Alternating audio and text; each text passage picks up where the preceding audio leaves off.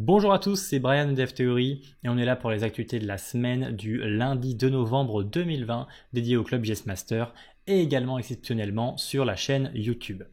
Alors donc, pour cette première actualité, ça va être la version 16 de StandardJS. On va pas parler de la version 16 exactement, on va plutôt profiter de l'occasion justement pour parler de StandardJS.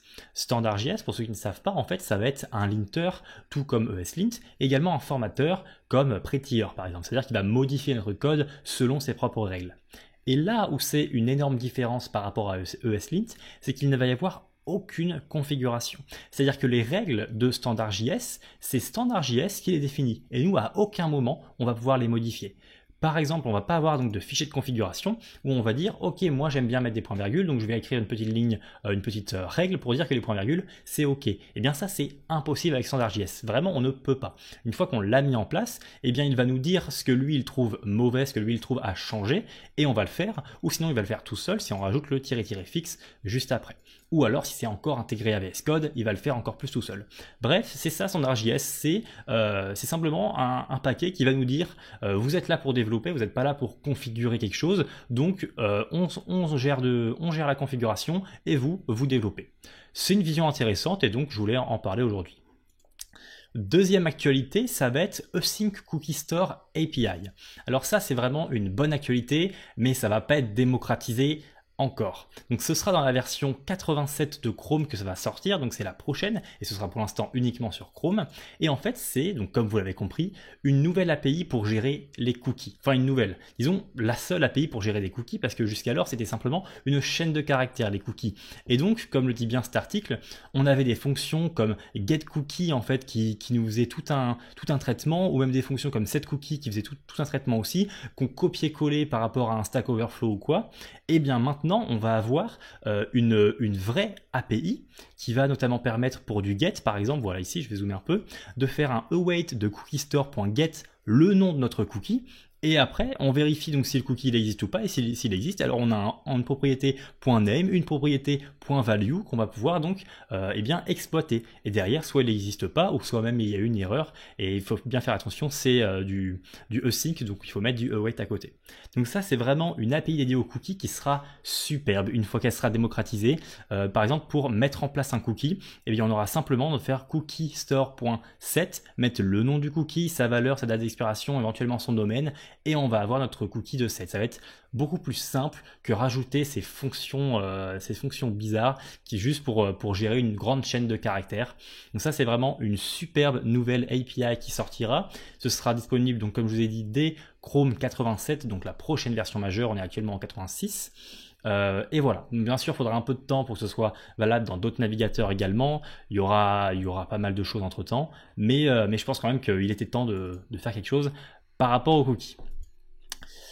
Autre chose, aujourd'hui j'ai envie de vous parler de cette ressource, c'est Speedscope. En fait c'est plutôt un outil interactif qui est basé sur le web et qui va permettre de mieux voir en fait les performances, un peu les analytics du traitement de nos applications. Qu'est-ce que je veux dire par là? Par exemple, avec ce GIF-là, vous voyez, donc on est sur le site speedscope.app, et en fait, on a simplement inclus un fichier qui est donc soit un .trace, soit un .profile, soit un .json de notre application. Et en fait, derrière, lui, il va le comprendre et il va nous le mettre en forme pour que ce soit très clair. Et comme ça, on va pouvoir voir quelle partie de notre code prend le plus de temps, pourquoi éventuellement ça prend du temps, d'où vient cette partie du code, où elle va ensuite. Ça va très bien détailler justement ces différentes fonctions et donc c'est assez intéressant si jamais vous voulez voir donc quelles fonctions va prendre du temps dans votre code et éventuellement donc les optimiser. Donc simplement pour aller assez vite par un petit exemple, si on est donc sur Chrome et qu'on veut importer un bout de code, eh bien on va sur le site web dans lequel on veut voir les performances. Ensuite on ouvre le DevTools, on va dans l'onglet Performance et donc on commence à record. Là on fait notre clic sur le modal ou on fait notre exécution, simplement c'est ce qui va être enregistré en fait. Ensuite on stoppe l'enregistrement et on va pouvoir exporter ça, vous voyez en save profile, et ensuite on va donc avoir notre fichier JSON qu'on va pouvoir importer directement dans le site web speedscope.app juste ici. Et ensuite lui il va nous faire la démonstration qu'on a vue juste avant, ou même on peut le mettre en local si jamais vous voulez pas aller sur le site web. Vous pouvez installer Speedscope en global et ensuite exécuter Speedscope par rapport donc au fichier que vous avez et ça va vous ouvrir donc l'instance du site web en local.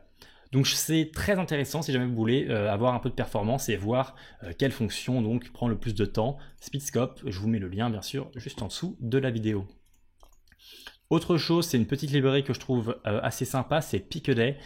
Pickaday en fait c'est une librairie qui n'a aucune dépendance, qui est légère et qui permet donc d'avoir un sélecteur en fait de jours. Donc c'est très intéressant, il n'y a pas besoin d'avoir du jQuery derrière, il n'y a pas besoin d'avoir du Bootstrap derrière, il nous le fait tout seul en indépendant, donc soit on installe via npm, soit on prend les CDN, hein, pareil pour le style, et après on a juste à mettre un ID sur notre type texte, et ensuite à faire un new Pickaday sur cet élément-là, et on est bon, on va avoir donc notre élément ici. Si on regarde la démo, ça va être ça, on arrive sur date, on clique, et on a donc notre date qui se met, voilà.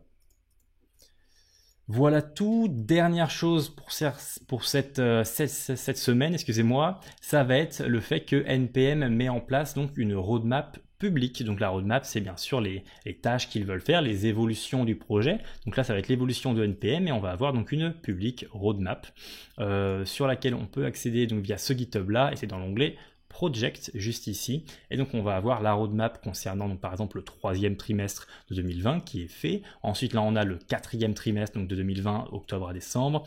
Ensuite on a le 1er trimestre de 2021 et ensuite le futur, c'est pas encore mis dans un quelconque trimestre. Voilà tout, donc ça c'est la roadmap. Si jamais vous êtes intéressé par les évolutions de NPM, eh bien vous pouvez totalement aller voir ça, voir ce qu'il prévoit dans le futur. C'est tout concernant cette semaine, je vous mets tous ces différents liens là juste en dessous de la description. Pour les membres du club, on se retrouve bien entendu sur le Discord et dès la semaine prochaine pour les prochaines actualités. Et pour les autres, eh bien écoutez, on se retrouve dans une prochaine vidéo ou alors sur le club si tous les avantages vous intéressent. A très bientôt et bonne semaine à tous.